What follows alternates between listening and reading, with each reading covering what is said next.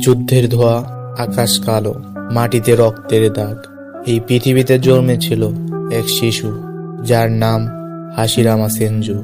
অন্যরা যেখানে শক্তি খুঁজত, সেখানে হাশিরামা খুঁজেছিল শান্তি। ছোটবেলায় সে প্রতিদিন নদীর ধারে বসে স্বপ্ন দেখত, একদিন এমন একটা গ্রাম হবে যেখানে শিশুরা অস্ত্র নয়, খেলনা হাতে বড় হবে। কিন্তু বাস্তবতা ছিল নিষ্ঠুর।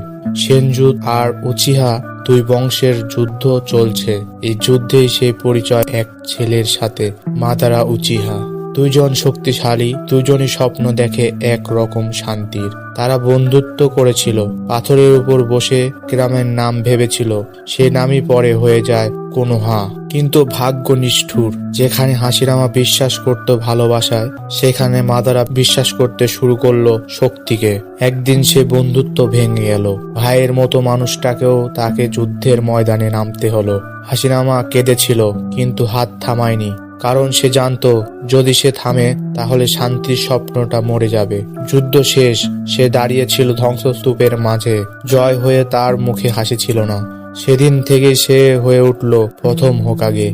সে শাসন করত না ভয়ের, করত ভালোবাসায়। শত্রুকে ডাকতো ভাই বলে, আর গ্রামকে দেখত নিজের পরিবারের মতো করে। লোকেরা তাকে বলতো গড অফ শিনোবি, কিন্তু সে নিজেকে বলতো একজন সাধারণ মানুষ।